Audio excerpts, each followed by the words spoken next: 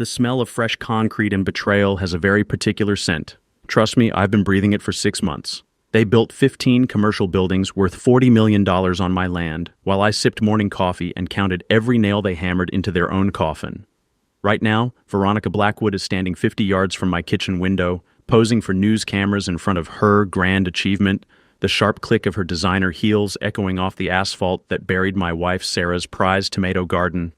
This woman, HOA president and part-time Satan, thought she'd found the perfect victim.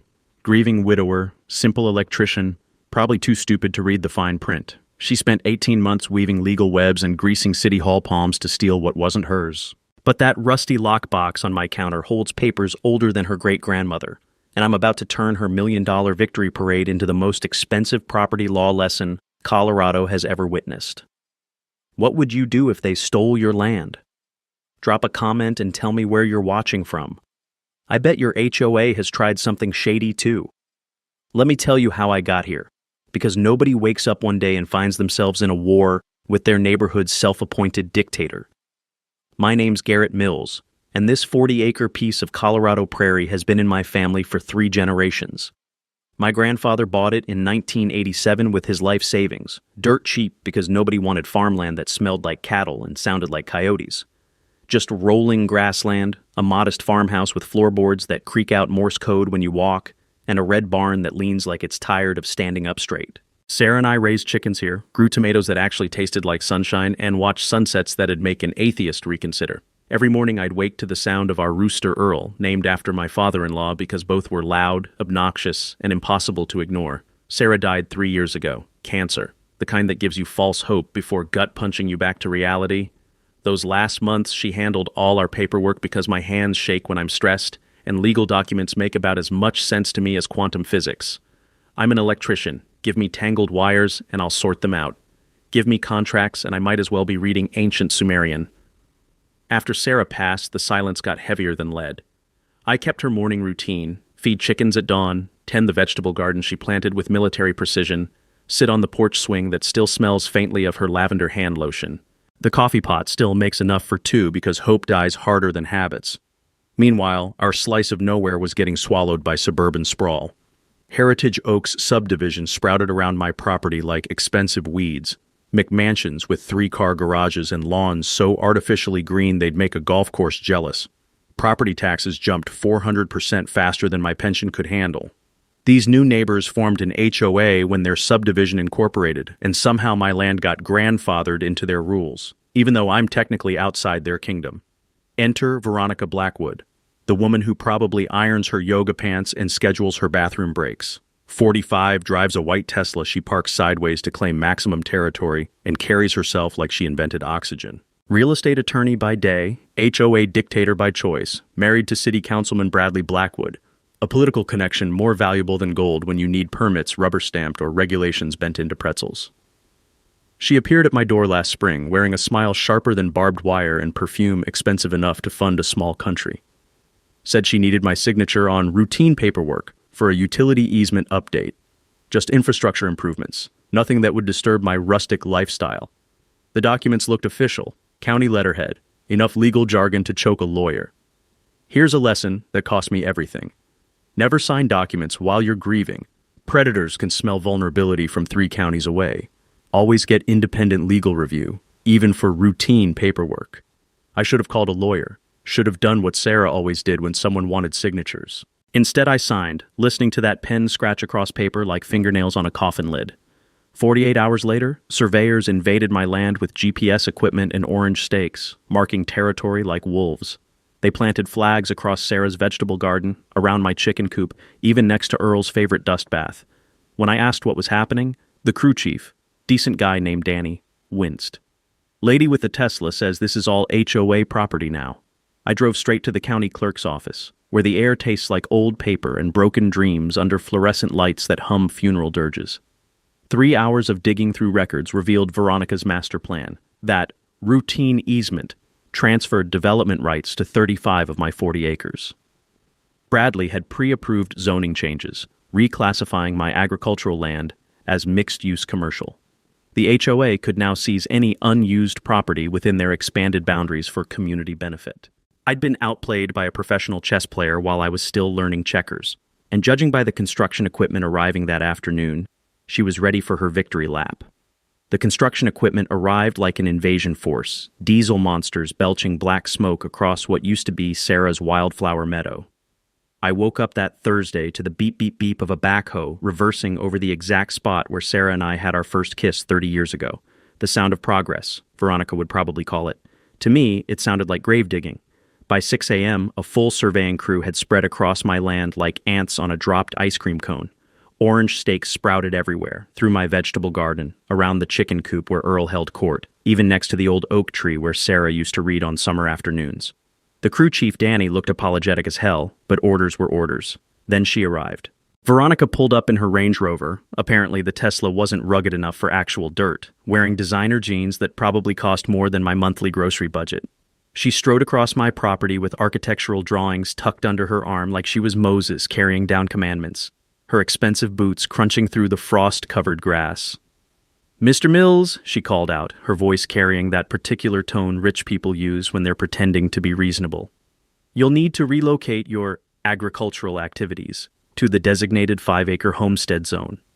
She pointed to a patch of land that included my house, the immediate yard, and about enough space to grow a decent tomato plant. Everything else, the barn, the pasture where I'd planned to get a couple of horses someday, Sarah's carefully planned herb garden that still smelled like rosemary and thyme, all of it was apparently theirs now.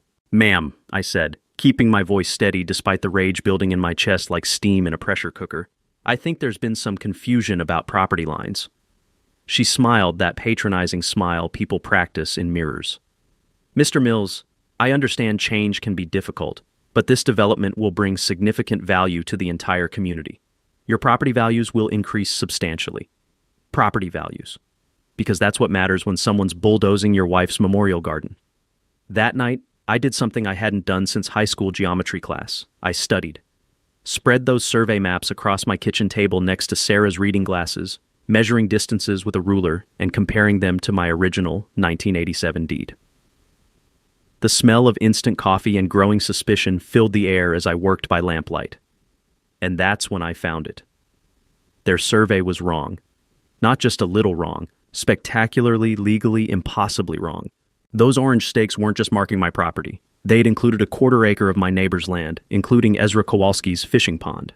I remembered what my electrician instructor used to say about building permits. Measure twice, cut once, because one mistake invalidates everything. Apparently, the same rule applied to property surveys. Ezra's a retired Marine who moved here 5 years back for the quiet and the fishing. Guy's built like a refrigerator and has the kind of calm that comes from seeing real combat. If Veronica thought she could intimidate a man who'd survived 3 tours in Afghanistan, she was about to get schooled. Friday morning, Ezra and I struck back. We met at dawn with bright pink surveyor's tape, metal stakes, and my original deed. Following the property lines exactly as described in the legal documents, not Veronica's fantasy version, we marked the true boundaries. Then we set up folding chairs right on the corrected property line with a cooler full of coffee and the kind of determination that only comes from being royally pissed off. The construction crew arrived for another day of trespassing to find 2 men sitting calmly in their path, steam rising from our coffee cups in the morning chill. Danny, the crew chief, scratched his head and made some phone calls. 10 minutes later, Veronica's Range Rover came tearing down the dirt road, kicking up dust clouds that settled on everything like guilt. "You cannot interfere with a legal survey," she shrieked, climbing out in yoga pants and Ugg boots. Apparently she'd been interrupted during her morning meditation, or whatever rich people do at dawn. Ezra, deadpan as week-old bread, looked up from his thermos. "Ma'am, last I checked, sitting on your own property wasn't illegal in America. This is HOA property now. You're trespassing." I stood up slowly, feeling every one of my 52 years, but also feeling something I hadn't experienced in months. The satisfaction of being absolutely, legally right. "Actually, Veronica, your survey crew made a significant error." I pointed to where their stakes had claimed Ezra's pond, the morning sun glinting off the water that clearly sat on his side of the fence. "See that water? That's on Mr. Kowalski's deed, not yours, which means your entire survey is worthless." Her face went through several interesting color changes, pink to red to something approaching eggplant purple. The sound of her grinding teeth was audible over the idling construction equipment. "I'm calling the police," she declared, pulling out her phone like it was a loaded weapon. Please do, I replied, settling back into my folding chair. I'd love to show Deputy Martinez my deed versus your fantasy map.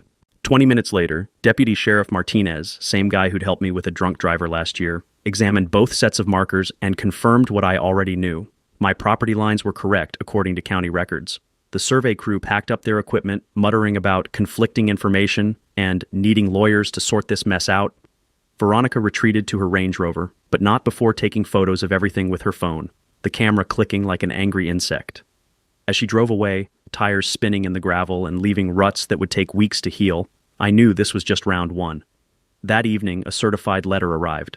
Notice of HOA violation, unauthorized property markers, fine, $500 for vandalism of community survey equipment.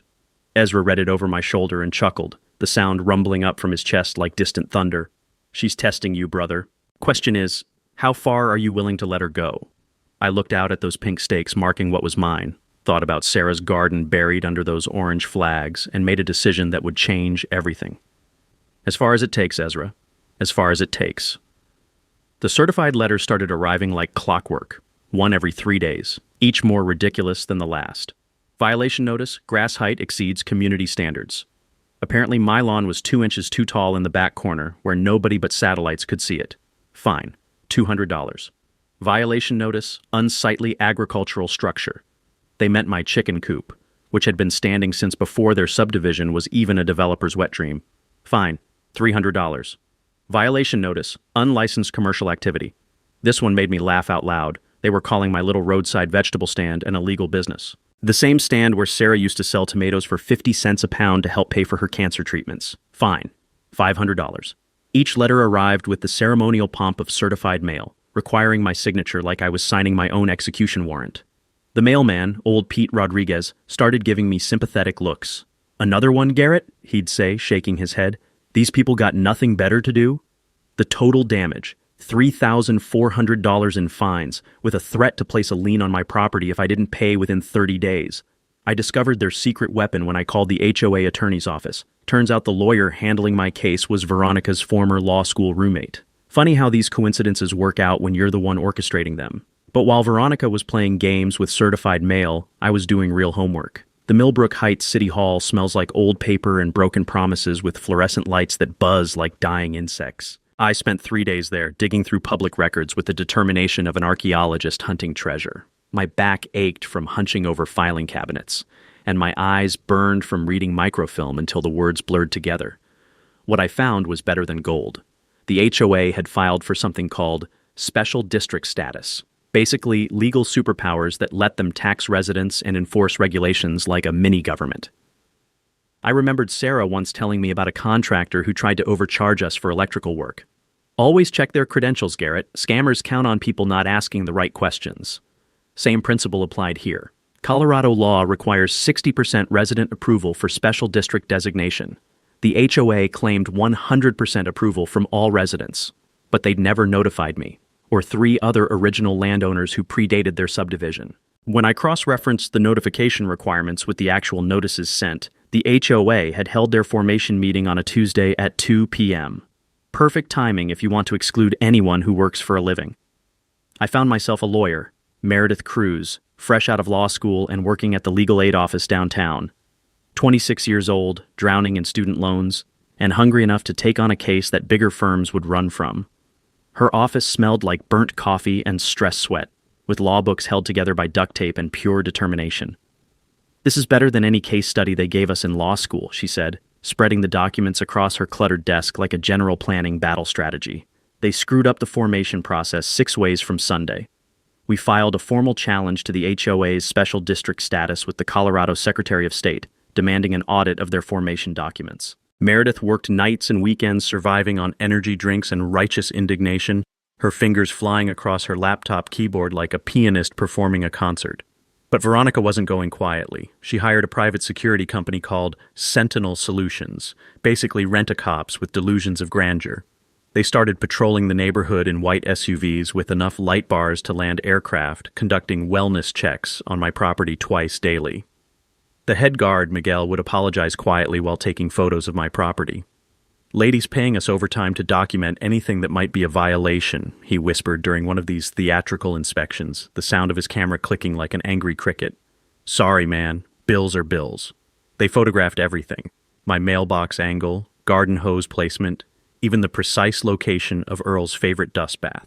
Every picture became evidence in another violation notice, another fine, another attempt to bleed me dry through legal paper cuts. The neighborhood split like a wishbone under pressure. Working families and retirees, people who remembered when this was farm country, started showing quiet support. They'd wave from their driveways or leave anonymous notes tucked under my windshield wipers. But the new money crowd lined up behind Veronica like soldiers following orders to war.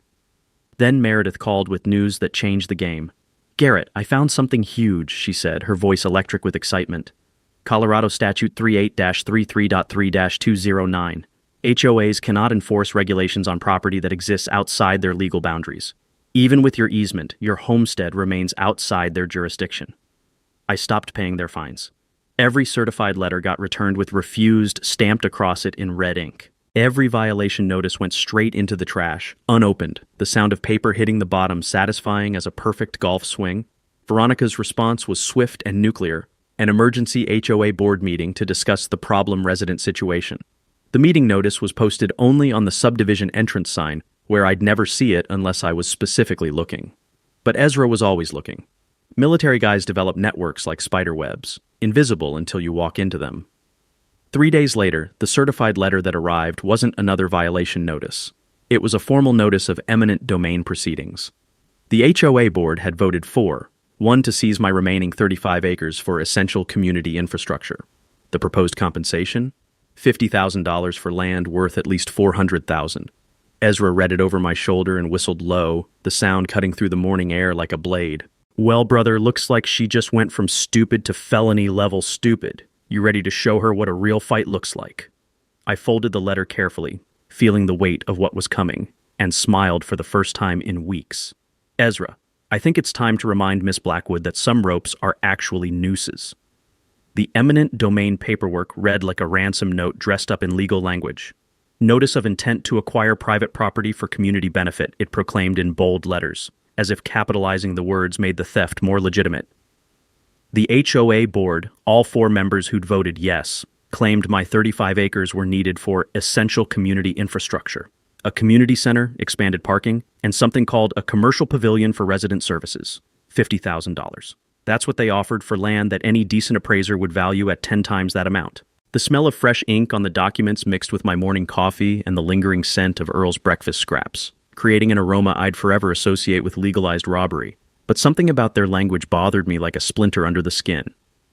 Commercial pavilions sounded awfully fancy for a community center. So I did what any suspicious electrician would do. I went digging for the real story.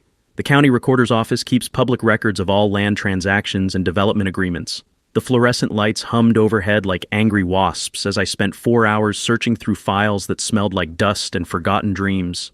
My fingers grew black with ink from old carbon copies, but I struck gold in a folder marked Pending Commercial Development Applications, Purchase Agreements, 3 of them. Veronica's real estate company had contracts with a major pharmacy chain, a coffee franchise, and something called Heritage Marketplace LLC.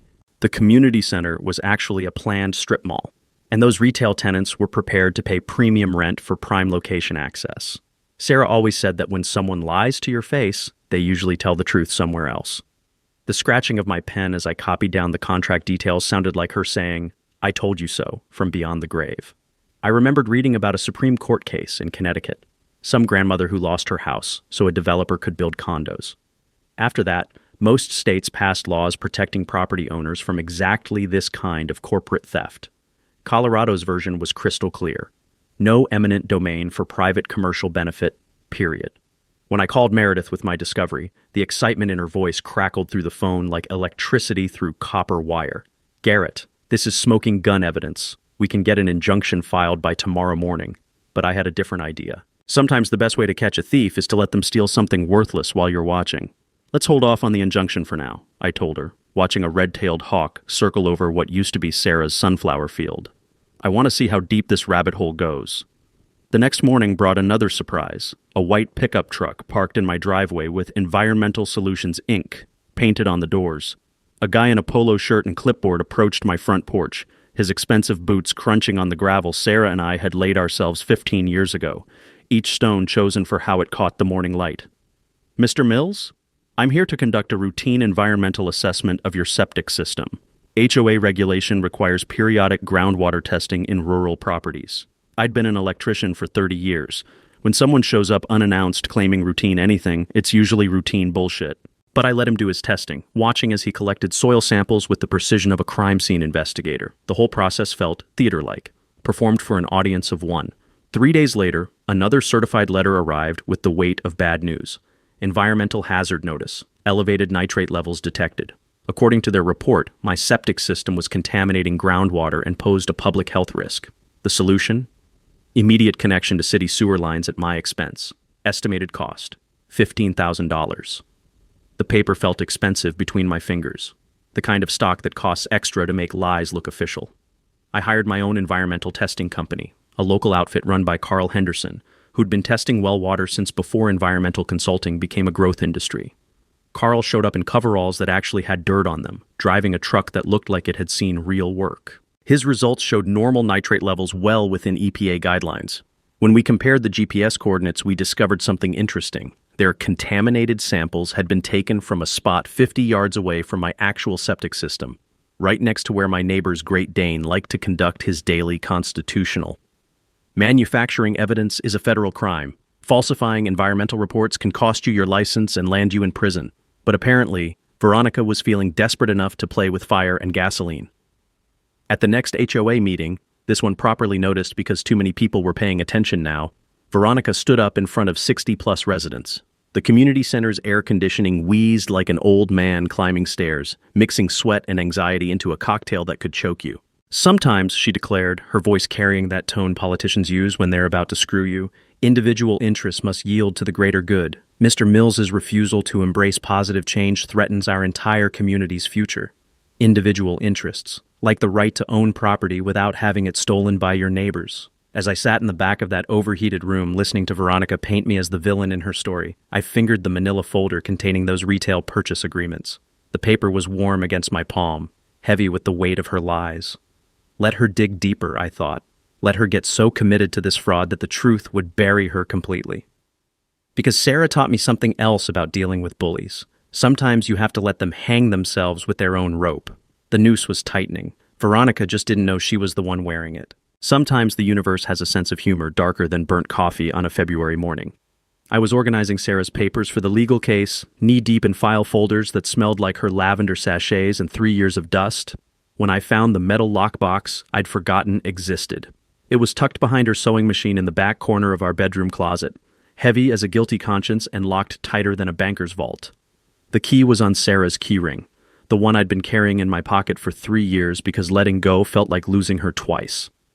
The lock clicked open with a sound like fate clearing its throat, the metal cold against my fingertips. Inside were 3 documents that would change everything. The first was my grandfather's original 1887 homestead deed, yellowed with age and written in the careful script of a man who understood that words on paper could mean the difference between prosperity and poverty.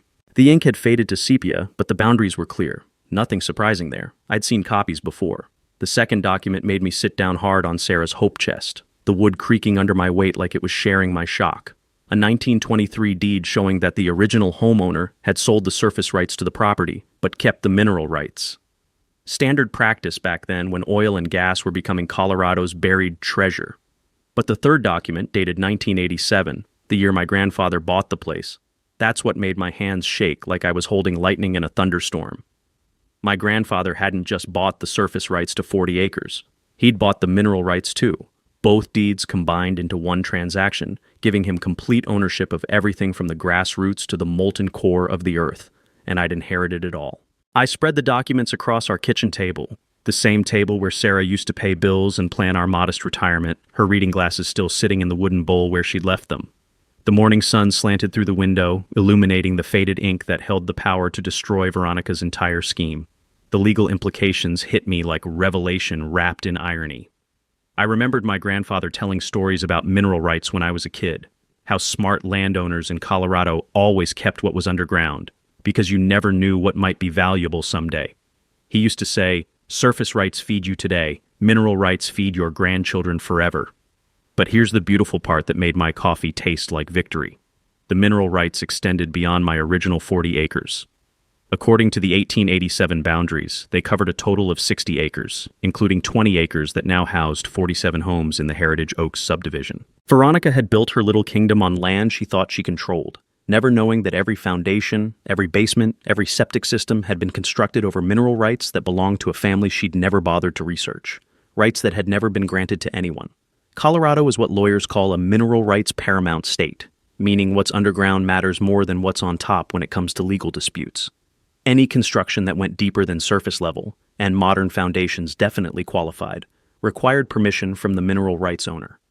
I called Meredith, my voice steady, despite the earthquake happening in my chest.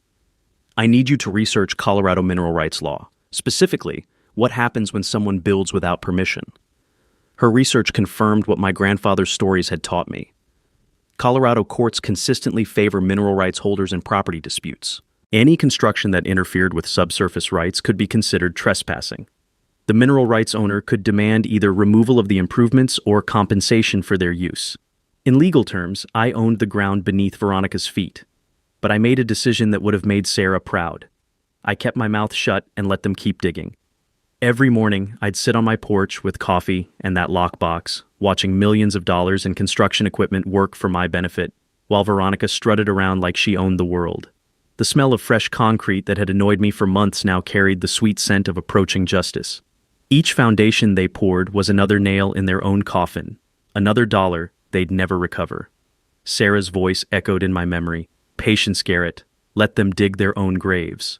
So I waited, and watched, and let Veronica build the most expensive mistake in Colorado history, one concrete pour at a time. War councils, I discovered, work best when they smell like fresh cornbread and strong coffee, with just a hint of righteous indignation seasoning the air. My kitchen became headquarters for what Ezra dubbed Operation Concrete Justice. Every evening at 6, my unlikely team would gather around the same scarred oak table where Sarah used to plant our vegetable garden, now covered with legal documents, construction photos, and enough evidence to sink Veronica's battleship. The cast of characters would have made Hollywood proud. Meredith Cruz arrived each night like a caffeinated tornado, laptop held together by duct tape and pure determination, her fingers flying across keys with the intensity of a pianist performing her final concert. Student loans the size of a mortgage had given her the hunger to take down institutional bullies, and Veronica represented everything wrong with the legal system. The smell of her gas station coffee mixed with my home brew, creating an aroma that somehow made constitutional law seem approachable. Ezra Kowalski brought military precision that would have impressed Eisenhower.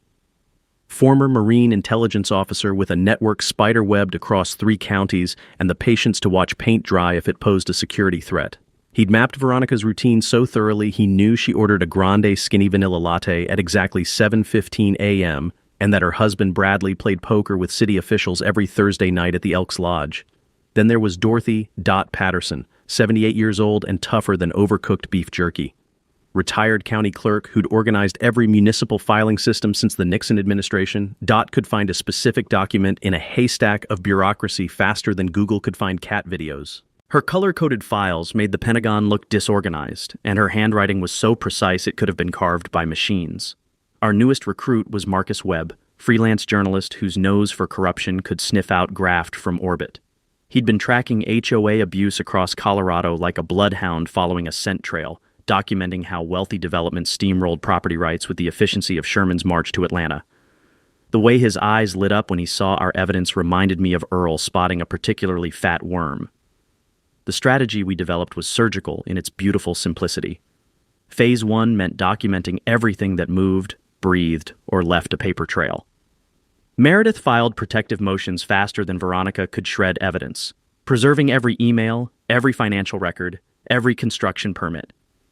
We photographed vehicles, recorded conversations, and built a timeline more detailed than the Warren Commission report. I felt like a secret agent, except with better coffee and less chance of getting shot. Phase 2 involved building our coalition of the righteously pissed off. The Property Rights Alliance provided legal muscle and political connections that reached into the state capitol. Veterans for Justice rallied around Ezra's call to arms because, as he put it, if we can't protect property rights at home, what the hell did we fight overseas for? The Historic Preservation Society opposed commercial development on century-old farmland, bringing environmental lawyers who could tie up permits until the heat death of the universe. Phase 3 was all about controlling the narrative before Veronica could spin her web of lies. Marcus prepared his investigative series like Woodward and Bernstein preparing to topple a presidency, documenting not just my situation, but the cancer of HOA corruption metastasizing across Colorado. Social media campaigns were locked, loaded, and ready to trend. #Colorado property rights, #HOA corruption, hashtags that would spread faster than gossip at a church social. But the crown jewel was the mineral rights bombshell.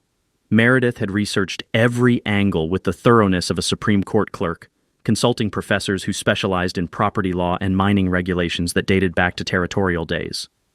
The legal precedent was more solid than the Rocky Mountains. Colorado Revised Statutes 3461-118 gave mineral rights holders supremacy over surface construction. Every foundation deeper than 3 feet required explicit permission from the subsurface owner, permission I had never granted and never would. Dot's financial archaeology revealed the scope of Veronica's desperation. City loans totaling $12 million based on projected tax revenue from my land. Personal guarantees that would bankrupt her if the project failed. A house of cards built on property she didn't actually control, like building a castle on quicksand during an earthquake. The timeline was perfect. Construction would reach the point of no return, 60% completion by mid-November. After that, stopping the project would be financially catastrophic for everyone involved. That's when we'd detonate our legal nuclear device. Each evening, as the construction crews packed up their equipment and the setting sun painted the half-built structures gold, I'd sit on my porch with Sarah's old coffee mug, watching millions of dollars being invested in buildings that legally belonged to me. The trap was elegant. Let Veronica dig herself so deep that climbing out would require bankrupting half the county, then produce the mineral rights deed and demand either removal of all structures or compensation that would make me wealthy enough to buy my own HOA. As October painted the cottonwoods amber and the first frost threatened the construction timeline, I felt Sarah's presence in the evening breeze. She'd always said that patience was the most powerful weapon against bullies. Veronica thought she was building a commercial empire. Instead, she was constructing the most expensive monument to hubris in Colorado history, one concrete pour at a time. November arrived with the kind of crisp bite that makes construction workers move faster and desperate HOA presidents make catastrophically stupid decisions. Veronica was riding higher than a kite in a tornado, drunk on what she thought was unstoppable momentum. The construction had reached 65% completion, past the financial point of no return where stopping would bankrupt everyone from here to Denver. She hosted an elaborate Heritage Oaks community development celebration at the country club, complete with ice sculptures carved to look like miniature buildings and champagne that probably cost more than my annual property taxes. The guest list read like a rogues gallery of local corruption: mayor, city council, potential retail tenants, and regional media covering what they believed was a heartwarming community transformation story. Veronica wore a designer suit that could have funded a small war, accepting congratulations like she'd just split the atom instead of stealing a widower's land. But success, as Sarah used to say, makes people sloppy as spilled paint. The mini twist came during foundation work on Building 7, the planned anchor store that would house a major pharmacy chain. Heavy machinery hit an underground spring that nobody's geological survey had bothered to detect, flooding the excavation site with water that smelled like earth, broken dreams, and very expensive mistakes. Work stopped for 3 days while engineers with clipboards and worried expressions assessed whether the entire foundation would need to be redesigned. The sound of industrial water pumps working overtime mixed with diesel exhaust and the growing panic of men who realized their timeline was slipping faster than a greased pig at a county fair. I documented every delay with the thoroughness of a crime scene photographer, every cost overrun, every frustrated conversation between contractors who knew they were being pushed beyond safe limits. Tommy Ricci, the construction foreman, started seeking me out during his smoke breaks like a man needing confession. "This whole job feels wrong, Mr. Mills," he said, cigarette smoke curling into the cold air like his doubts made visible. "Ladies pushing us to work faster than safe, cutting corners that'll come back to bite everyone involved. Been building for 20 years, and I've never seen someone so desperate to finish a project that they'd risk people getting hurt." That's when Veronica's desperation started showing through her designer facade like cracks in cheap makeup. She attempted to fast-track construction permits through her husband's city connections, pressuring Bradley to approve variance requests that should have required weeks of safety review. The smell of political corruption was stronger than the diesel fumes that drifted across my property each morning like an industrial breakfast. But her biggest mistake was launching a smear campaign that would have embarrassed a third-world dictator. Anonymous posts appeared on neighborhood Facebook groups claiming I'd been seen near construction equipment at night, suggesting I'd somehow caused the spring water flooding through suspicious activities. Photos of me walking my own property became evidence of sabotage attempts. One particularly creative post claimed I was drilling unauthorized wells to redirect groundwater and flood their foundations, like some kind of geriatric eco-terrorist with a vendetta against retail development. The irony was so thick you could cut it with a butter knife. Veronica was so desperate to paint me as the villain that she'd forgotten the first rule of holes. When you're in one, stop digging. Meanwhile, my intelligence network was producing intelligence that would have made the Pentagon jealous. Ezra's contacts revealed that Veronica had hired a private investigator named Rex Manning to excavate dirt on my background. Rex was a former cop who'd left the force under circumstances involving evidence tampering. Exactly the kind of guy you hire when you need someone willing to color outside the legal lines. But Rex's investigation backfired more spectacularly than a 4th of July firework in a drought. Instead of finding scandals, he discovered 30 years of community service, helping neighbors with electrical problems for free, volunteering at the fire department, coaching Little League back when Sarah was alive, and our biggest worry was whether the concession stand had enough hot dogs. Rex actually called me directly, his voice carrying the weight of a man whose conscience was arm wrestling his paycheck. "Mr. Mills, I gotta level with you. Lady who hired me is bad news wrapped in expensive clothing. What she's asking me to do ain't right, and what I found about you makes her look like the villain in a Disney movie." That conversation revealed financial pressure that explained Veronica's increasingly unhinged behavior. She'd personally guaranteed construction loans totaling $7 million. Her real estate business was bleeding money from other failed investments, and Bradley was threatening divorce unless she solved their financial crisis before his political career became collateral damage. Community pressure was building like steam in a boiler with a broken relief valve. 3 HOA board members demanded emergency financial transparency meetings after discovering the true construction costs hidden in creative accounting. Environmental groups filed complaints about wetland destruction. The EPA received anonymous tips about improper waste disposal that had federal investigators asking uncomfortable questions. Veronica's response to mounting pressure was to double down on crazy like a gambler betting the farm on a pair of twos. She filed frivolous complaints, arranged harassment inspections, and spread rumors that would have made a middle school gossip blush. Every attack just documented her desperation while building community sympathy for the underdog fighting corruption. By Thanksgiving week, with construction crews working overtime to beat winter weather and retail tenants demanding completion guarantees, Veronica looked like a woman on the edge of a nervous breakdown, stress eating her way through what appeared to be designer clothing held together by pure anxiety. That's when I knew she was perfectly positioned for the final blow that would bring her empire crashing down like a house of cards in a hurricane. December brought the kind of cold that freezes everything except desperate people's bad decisions. Veronica had officially entered what psychologists probably call full meltdown mode. The construction was 95% complete, scheduled for a Black Friday grand opening that would either save her financial empire or destroy everyone involved in the spectacular failure. She'd announced successful pre-leasing of all 15 commercial units to regional media, positioning herself as the visionary leader who'd transformed unused farmland into Colorado's newest retail destination. The pressure was cooking her brain like an egg on August asphalt. Regional newspapers featured her as a finalist for Colorado HOA President of the Year, complete with glamour shots next to architectural renderings that made the strip mall look like a cross between the Taj Mahal and Disney World. She gave interviews about bold community leadership and bringing economic prosperity to rural Colorado, her smile so practiced it probably had its own insurance policy. But behind the public relations theater, her world was collapsing faster than a house built on quicksand during an earthquake. The mini-twist came from inside her own organization. Patricia Mumford, the HOA treasurer and a certified public accountant who actually understood numbers, discovered the true financial crater hidden beneath creative bookkeeping.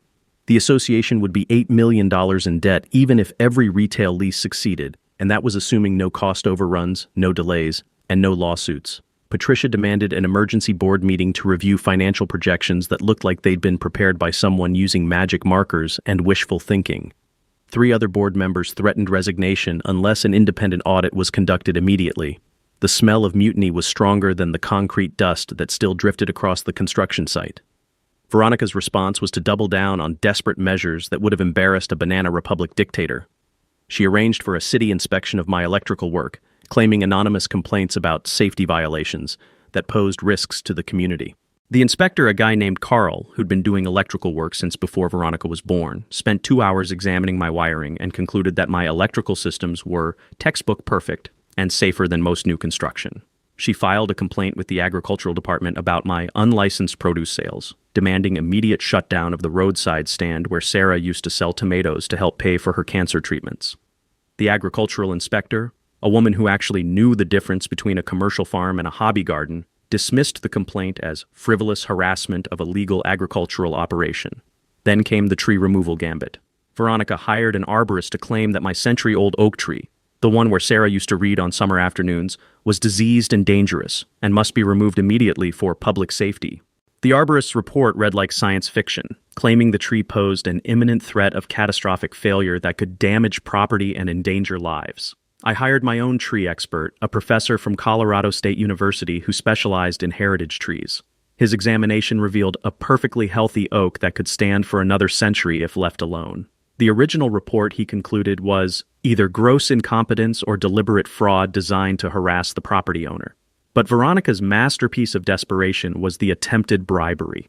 She requested a private meeting at a coffee shop in downtown Millbrook Heights, arriving in her Tesla like she was conducting international diplomacy instead of trying to buy off a retired electrician.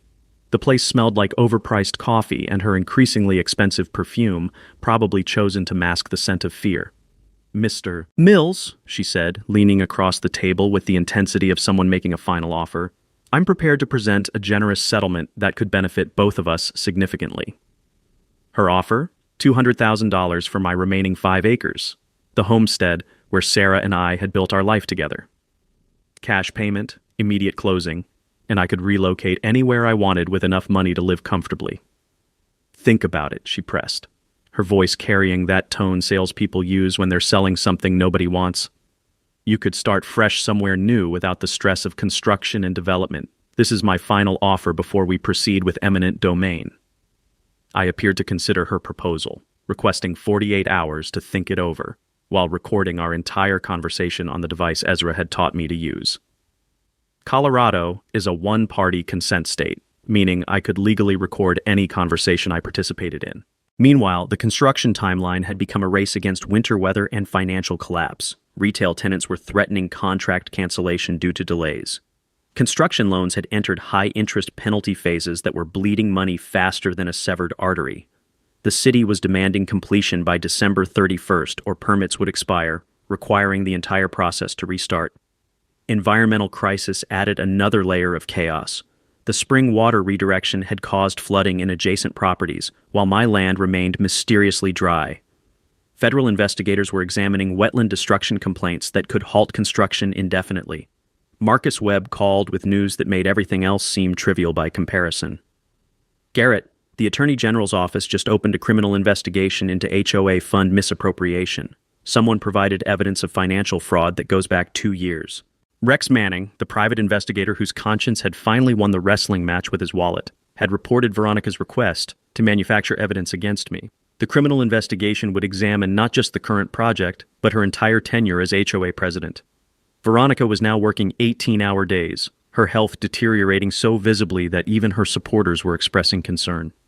Weight loss, trembling hands, and erratic behavior that made board meetings feel like hostage negotiations. Her final, desperate gambit was an attempt to have me committed for mental health evaluation, filing paperwork claiming I was exhibiting signs of paranoia and potential violence that posed a threat to community safety. The irony was perfect. The woman who'd spent months manufacturing evidence and spreading lies was trying to claim that I was the one detached from reality.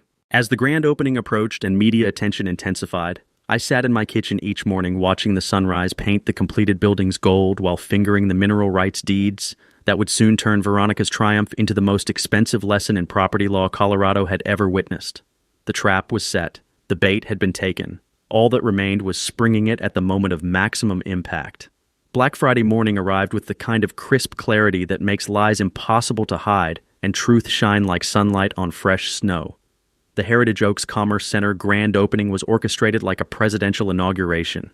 200-plus attendees filled the parking lot that had been poured over Sarah's wildflower meadow, including the mayor, 3 city council members, and enough local media to cover a natural disaster. Red, white, and blue bunting fluttered in the cold breeze, and a red ribbon stretched across the main entrance like a finish line at the end of a very expensive race. Veronica stood center stage in a designer coat that probably cost more than most people's cars, holding golden scissors that caught the morning sun like a trophy. Corporate executives from the major retail tenants had flown in for the ribbon cutting, their presence guaranteeing that this moment would either launch Veronica into the stratosphere of success or crater her so hard she'd leave a smoking hole in Colorado soil. Local news crews broadcast live for what they expected to be a feel-good community development story. Channel 7's morning anchor gushed about transforming unused agricultural land into thriving economic opportunity, while camera operators positioned themselves for the perfect shot of civic progress in action. I arrived quietly in my 20-year-old pickup truck, wearing clean work clothes and carrying a manila folder alongside the small metal lockbox that had been waiting in my kitchen for this exact moment. Ezra, Meredith, and Marcus positioned themselves strategically throughout the crowd like pieces on a chessboard, ready for the coordinated strike that would topple a queen. The morning air smelled like excitement, expensive coffee, and the kind of anticipation that comes before someone's world ends in spectacular fashion. Veronica delivered her speech with the confidence of someone who believed she'd already won. Today we celebrate the transformation of unused farmland into a thriving community asset that will benefit every resident of Heritage Oaks and Millbrook Heights for generations to come, she declared, her voice carrying across the parking lot like a victory lap. She thanked cooperative landowners for embracing progress and community vision, taking full credit for the complex legal and financial negotiations that had made this development possible. The crowd applauded politely, unaware they were witnessing the final performance before the curtain fell. As Veronica raised the golden scissors for the ceremonial cut, I stepped forward from the back of the crowd. "Excuse me," I called out, my voice carrying clearly in the cold air, "but I think there's been a significant misunderstanding about this property." The crowd turned like a single organism, cameras swiveled to follow the disturbance, and Veronica's face transformed from triumph to terror in the space between heartbeats. The scissors froze midair as if time itself had stopped to watch what happened next. "These buildings," I continued, opening the manila folder with deliberate calm, "were constructed entirely on my private property without permission." I produced the surveyor's map with clearly marked boundaries, holding it high enough for cameras to capture. The crowd murmured like distant thunder as reporters rushed closer, their instincts recognizing a story bigger than a simple ribbon cutting. Veronica's mouth opened and closed like a fish gasping for water, but no words emerged. "But more importantly," I said, opening the metal lockbox with the same care a magician uses to reveal the final trick, "I own the mineral rights beneath this entire development."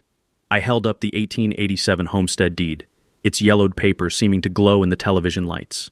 Under Colorado law, mineral rights supersede surface construction. Every building here was constructed without subsurface permission. The silence was so complete you could hear individual snowflakes landing on the asphalt. Deputy Sheriff Martinez, the same officer who'd confirmed my property boundaries months earlier, approached to examine the documents. His expression grew more serious with each page as he confirmed their authenticity. "Ma'am," he said to Veronica, "these deeds appear to be legitimate legal documents." That's when Marcus Webb stepped forward, press credentials visible, and the dam burst completely. "I'm Marcus Webb with the Colorado Springs Gazette," he announced, producing a digital recorder and smartphone.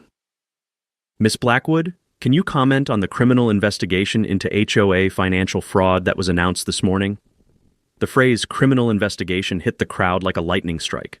Corporate executives began quietly retreating toward their rental cars. City officials started having urgent whispered conversations with their lawyers. Local news crews realized they'd stumbled onto the story of the year. Veronica's meltdown was spectacular in its completeness. "This is fraud!" she screamed, pointing at me with shaking hands. "He's lying. This is my property. I have legal documents." "Ma'am," Deputy Martinez said with the patience of someone who dealt with plenty of public breakdowns, "you'll need to calm down so we can sort this out properly." But Veronica was beyond calm, beyond reason, beyond any connection to the reality that was crashing down around her like an avalanche. "Remove him," she demanded of the security guards she'd hired for the event. "This is private HOA property." The irony was perfect. The woman who'd spent months claiming my land was hers, was now demanding that I be removed from property that legally belonged to me. As federal court papers were served halting all commercial operations and camera crews captured every moment of Veronica's public destruction, I addressed the crowd with the calm of someone who'd been waiting 6 months for this exact moment. I never wanted to hurt anyone, I said, my voice carrying clearly in the stunned silence. But sometimes you have to let bullies expose themselves before you can stop them. The golden scissors lay forgotten on the frozen asphalt, glinting in the morning sun like scattered dreams. The legal settlement took 3 months to negotiate, but the outcome was sweeter than Sarah's prize-winning strawberry jam served with a side of cosmic justice. I agreed to sell the mineral rights for $3.2 million, fair market value determined by independent appraisal, and about 64 times what Veronica had originally offered for my entire property. The retail tenants resumed their leases under a new ownership structure that gave the HOA 40% profit sharing, just enough to cover their debts and avoid the bankruptcy that would have destroyed dozens of innocent families. Colorado courts established legal precedent protecting mineral rights owners statewide, ensuring that what happened to me couldn't happen to other property owners who didn't know they were sitting on legal gold mines. Veronica's consequences were as spectacular as her public meltdown. She resigned from the HOA board in disgrace, facing criminal charges for financial fraud, conspiracy, and attempted extortion that would follow her like a bad credit score. Her marriage to Bradley survived barely, but his political career evaporated faster than morning dew in August heat. They moved to Arizona within 6 months, leaving behind a reputation that would stick to them like pine sap on hiking boots. The criminal investigation revealed 2 years of HOA fund misappropriation, totaling over $400,000. Civil lawsuits from defrauded HOA members ensured that Veronica's legal troubles would continue for years, like a subscription to misery that automatically renewed itself.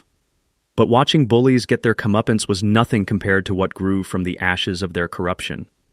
The new HOA board, elected on a platform of transparency that would have given Veronica nightmares, operated with openness that made government meetings look secretive. Every financial decision required member approval. Every development proposal needed public hearings. Every board meeting was recorded and posted online for residents who preferred watching democracy from their couches.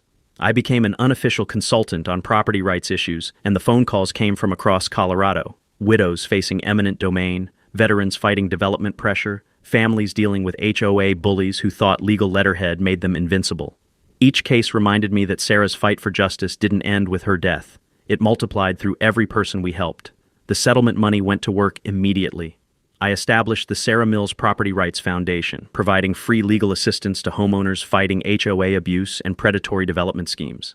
Meredith became the foundation's legal director, finally able to practice law without student loan payments that could choke a draft horse. Our first major project transformed 2 acres of the former construction site into the Heritage Oaks Community Garden, an organic farming cooperative that provided fresh vegetables for the local food bank and educational programs teaching sustainable agriculture to kids who thought carrots grew in plastic bags.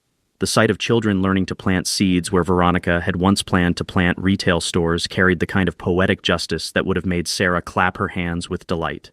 The foundation's work attracted statewide attention from legislators concerned about the growing cancer of HOA abuse. The Colorado General Assembly passed the Garrett Mills Act, strengthening mineral rights protections and requiring HOAs to disclose all property ownership complexities before initiating development projects over $1 million. A state ombudsman office was created specifically for property rights disputes, giving homeowners a weapon against institutional bullying that didn't require mortgaging their children's future to afford legal representation. Personal healing came gradually, like spring returning after the hardest winter on record. I kept the farmhouse and 5 acres, maintaining Sarah's vegetable garden, where tomatoes still grew fat and sweet in the summer sun. Earl continued ruling his chicken coop domain with the authority of a feathered dictator, completely unimpressed by the legal drama that had swirled around his territory. The sound of children laughing during agricultural education classes replaced the diesel rumble of construction equipment. The smell of fresh herbs growing in community garden plots erased the memory of concrete dust and betrayal. Evening air once again carried the scent of growing things instead of greed and corruption.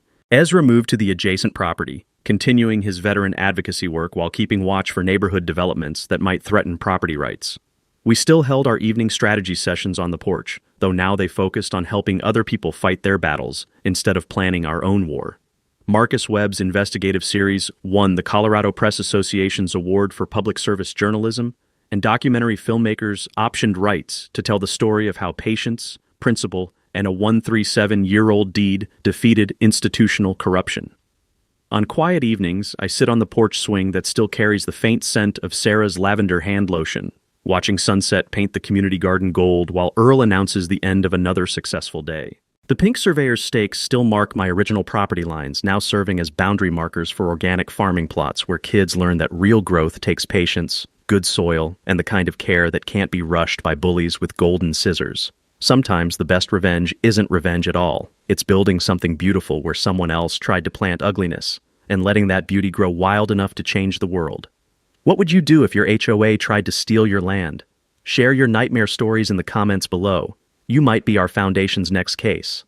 Don't forget to subscribe to HOA Stories for more tales of fighting back against the bullies who think power makes them untouchable, and hit that notification bell so you never miss an update. Remember, property rights protect everyone, but only if we're willing to fight for them. That's a wrap for today's episode on HOA Stories. If you enjoyed watching Karma in action, smash that like button, comment your thoughts, and let us know if you've dealt with HOA madness too. Subscribe so you won't miss the next HOA meltdown we post.